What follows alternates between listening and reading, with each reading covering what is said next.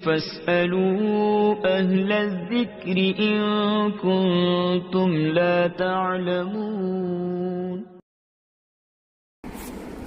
13 number class ہے اور نمازی کے آگے سے گزرنے کے حوالے سے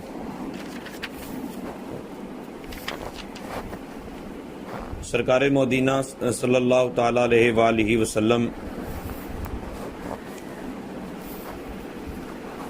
کو فرمانے والی شان ہے، اگر کوئی جانتا کہ اپنے بھائی کے سامنے نماز میں آڑ ہو کر گزرنے میں کیا ہے تو 100 برس کھڑا رہنا اس ایک قدم چلنے سے بہتر سمجھتا۔ مطلب کھڑا رہتا، اس کو پتا ہوتا نقصان کتنا ہے، تو 100 سال بھی کھڑا رہنا برداشت کرتا، سامنے سے نہیں گزرتا۔ سیدنا امام مالک رضی اللہ تعالیٰ عنہ فرماتے ہیں کہ حضرت سیدنا کعب الاحبار رضی اللہ تعالیٰ عنہ کا ارشاد ہے، نمازی کے آگے سے گزرنے والا اگر جانتا کہ اس پر کیا گناہ ہے تو زمین میں دھنس جانے کو نمازی کے آگے سے گزرنے سے بہتر جانتا۔ نمازی کے آگے سے گزرنے والا بے شک گناہ گار ہے، مگر نماز پڑھنے والے کی نماز میں اس سے کوئی فرق نہیں آتا۔ ہم یہ سمجھتے ہیں شاید لو میرے گند لنگ گئی، میری نماز ہی توڑ دی تھی، تو نماز نہیں ٹوٹتی اس سے۔ تو نمازی کے آگے سے گزرنے کے حوالے سے میدان اور بڑی مسجد میں نمازی کے قدم سے موضع سجود تک گزرنا ناجائز ہے۔ مطلب جہاں نمازی کے قدم ہے وہاں سے لے کر جہاں تک نمازی کی نگاہ جاتی ہے۔ موضع سجود سے مراد یہ ہے کہ قیام کی حالت میں جب کھڑی ہو کر یا بندہ کھڑا ہو کر سجدے کی جگہ قدم جما لے، نظر جما لے، سجدے کی جگہ نظر جمائے تو جتنی دور تک نگاہ پھیلے وہ موضع سجود ہے۔ اس بات کو ذرا اچھے طریقے سے سمجھ لیجئے کہ کھڑی ہے، عورت کھڑی ہے، مرد کھڑا ہے، تو جہاں اس نے سجدہ کرنا ہے اس سجدے کی جگہ پر نظر جمائے تو جہاں تک وہ نگاہ پھیل رہی ہے، ہوتا ہے نا اس سے آگے بھی بندہ تو دیکھ رہا ہوتا ہے جائے سجدہ میں، مگر تھوڑی سی نگاہ آگے بھی جا رہی ہوتی، تو جہاں تک وہ نگاہ پھیلی ہوئی وہ موضع سجود ہے، اس کے درمیان سے گزرنا جائز نہیں۔ وہ بعض کا 4 صفیں 5 صفیں اس طرح آگے جگہ ہوتی۔ موضع سجود کا فاصلہ اندازاً قدم سے لے کر 3 گز تک ہے۔ موضع سجود کا فاصلہ اندازاً قدم سے لے کر 3 گز تک ہے، لہذا میدان میں نمازی کے قدم کے 3 گز کے بعد سے گزرنے میں کوئی حرج نہیں ہے۔ تو مطلب 3-4 گز کے بعد گزر سکتا ہے، لیکن یہ تب ہے جب میدان میں نماز پڑھ رہی ہو، اور گھر میں نماز پڑھ رہے ہیں تو اس کا یہ حکم نہیں ہے۔ وہ لکھا ہے کہ مکان اور چھوٹی مسجد میں، مکان اور چھوٹی مسجد، یہ ہماری مسجد بڑی مسجد نہیں ہے جس کے اعتبار سے یہ لکھا ہو، مکان اور چھوٹی مسجد میں نمازی کے آگے اگر سترہ یعنی آڑ نہ ہو تو قدم سے دیوار قبلہ تک کہیں سے گزرنا جائز نہیں۔ مطلب نمازی کے آگے سے کہیں سے بھی گزرنا جائز نہیں ہے۔ دیوار قبلہ کہتے ہیں کہ سامنے جو دیوار ہے، ہاں دیوار کے پار سے تو گزر سکتے ہیں، دیوار کے پیچھے سے اس میں کوئی مسئلہ ہی نہیں ہے۔ نمازی کے آگے سترہ یعنی کوئی آڑ ہو تو اس سترہ کے بعد سے گزرنے میں کوئی حرج نہیں ہے۔ اب یہ سترہ کیا چیز ہوتی ہے جی؟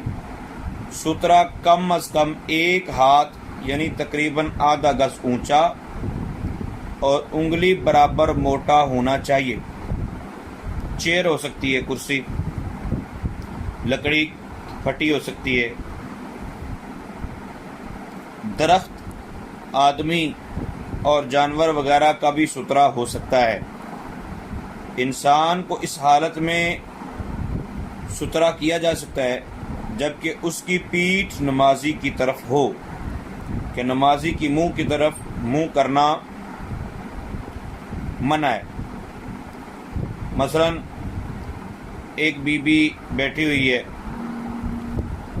قبلہ کی جانب منہ کر کے، اور دوسری اس کی پیٹھ کی طرف منہ کر کے نماز پڑھ رہی ہے، تو اس کے آگے سے گزر سکتے ہیں، جو آگے بیٹھی ہے نا اس کے آگے سے گزر سکتے ہیں کیونکہ وہ سترہ بن چکی ہے۔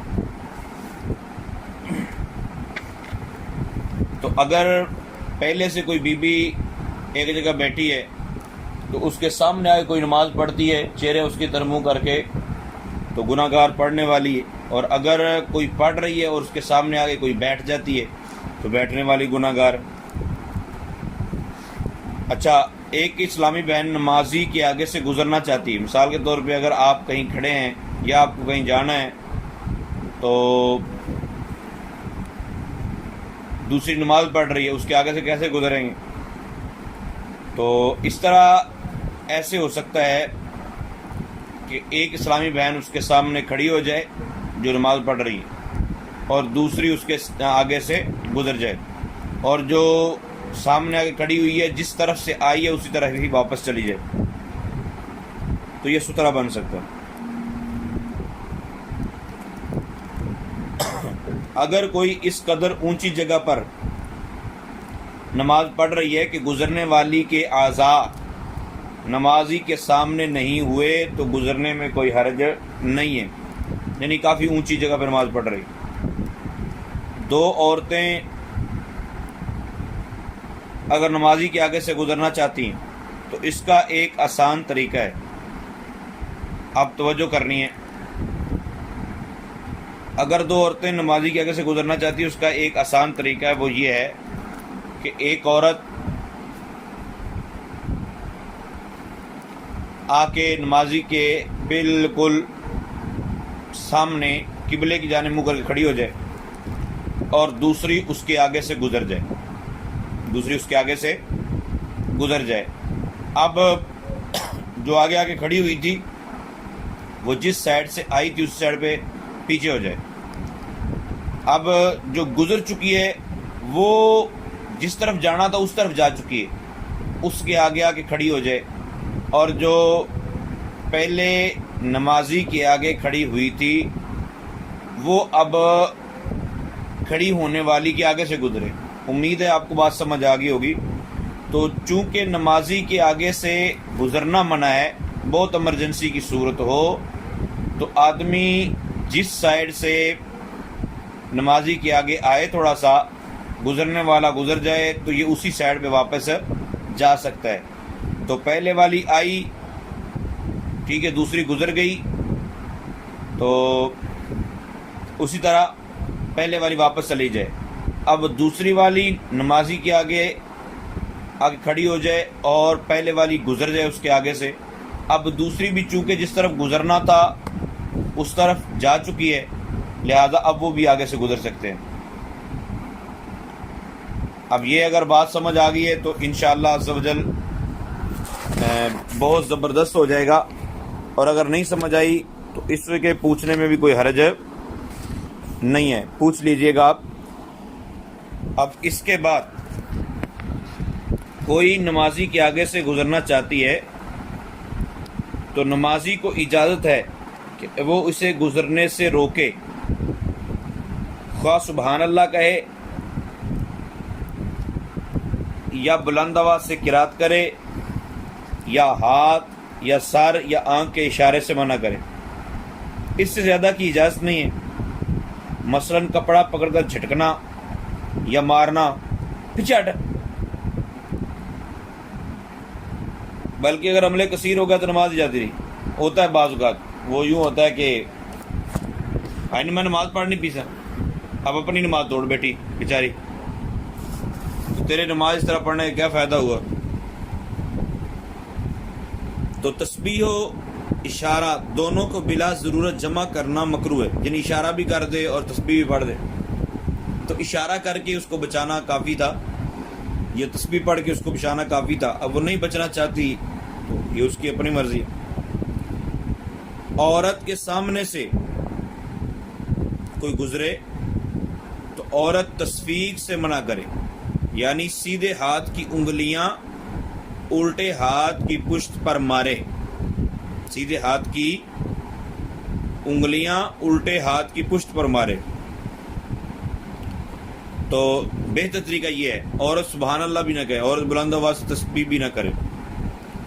اگر مرد نے تسبیح کی، مطلب اور مرد کو تو نہیں کہہ رہے، مرد کو تو تسبیح اشارہ وغیرہ بات ہو رہی، اور عورت کو تسبیح کہا جا رہا ہے۔ اگر مرد نے تسبیح کی اور عورت نے تسبیح کہی تو نماز فاسد نہ ہوئی، مگر سنت کے خلاف بات ہے۔ طواف کرنے والی کو دوران طواف نمازی کے آگے سے گزرنا جائز ہے، یہ صرف طواف کی بات ہو رہی، سعی کے دوران نمازی کے آگے سے گزرنا جائز نہیں ہے، مگر یاد رکھیے گا جان بوجھ کر جو ایسی جگہ نماز پڑھ رہی ہو جہاں آگے جگہ بھی ہے اور گزرنے والوں کو دقت ہو تو اس کے آگے سے گزرنے میں کوئی حرج نہیں، اس نے اپنی عزت خود کھوئی۔ بعض لوگوں کا سٹائل ہی نرالا ہوتا ہے، آگے جگہ بھی ہوتی ہے پھر جان بوجھ کے پیچھے کھڑے ہو جاتے ہیں، بلکہ پیچھے بھی دیوار کے ساتھ لا کے کھڑی ہو جاتی ہیں، یہ مردوں میں زیادہ ہوتا ہے معاملہ۔ اچھا، آج کل ماشاءاللہ رمضان المبارک ہے تو رمضان المبارک میں تراویح ادا کی جاتی ہے۔ فیضان رمضان کورس کے اندر باقاعدہ 19 روزہ یہ کورس ہوا، اس کے اندر ہم نے تفصیلی معاملات کو بیان کیا ہے۔ برکت کے لیے تراویح کے حوالے سے چند باتیں سماعت کیجیے۔ تراویح ہر عاقل و بالغ اسلامی بہن کے لیے سنت مؤکدہ ہے، اس کو ترک کرنا جائز نہیں۔ تراویح کی 20 رکعتیں ہیں، سیدنا فاروق اعظم رضی اللہ تعالی عنہ کے عہد میں 20 رکعتیں ہی پڑھی جاتی تھیں۔ تراویح کا وقت عشاء کے فرض پڑھنے کے بعد سے صبح صادق تک ہے، عشاء کے فرض ادا کرنے سے پہلے اگر پڑھ لی تو نہ ہوگی۔ مثال کے طور پہ ایک بی بی آئی، یہاں آ کے دیکھا کہ جماعت ہو رہی، مردوں کی جماعت مطلب علیحدہ سیپریٹ انتظام ہے، تو مردوں کی جماعت کے ساتھ آ کے شروع ہو گئی، اب تراویح پڑھی جا رہی ہے، اس نے کہا چلو میں پہلے تراویح پڑھ لوں جماعت کے ساتھ، بعد میں فرض پڑھ لوں گی عشاء کے، تو اگر عشاء کے فرض سے پہلے پڑھی تو تراویح نہیں ہوئی۔ عشاء کے فرض و وتر کے بعد بھی تراویح پڑھی جا سکتی ہے۔ بعض اوقات 29 کو رویت ہلال کی شہادت ملنے میں تاخیر کا سبب ایسا ہو جاتا ہے۔ مستحب یہ ہے کہ تراویح میں تہائی رات تک تاخیر کریں، اگر آدھی رات کے بعد بھی پڑھیں تب بھی کراہت نہیں ہے، لیکن آج کل ایسا نہیں ہوتا، تو جب پڑھی جا رہی ہو تب پڑھ سکتے ہیں۔ تراویح اگر فوت ہوئی تو اس کی قضا نہیں، بہتر یہ ہے کہ تراویح کی 20 رکعتیں 2 کر کے 10 سلام کے ساتھ ادا کرے۔ احتیاط یہ ہے کہ جب 2 رکعت کر کے پڑھ رہی ہے تو ہر 2 رکعت پر الگ الگ نیت کرے، اور اگر 20 رکعتوں کی ایک ساتھ نیت کر لی تب بھی جائز ہے۔ مثال کے طور پہ نیت کیا ہوتی کیا ہے جی؟ نیت دل کے پختہ ارادے کا نام ہے۔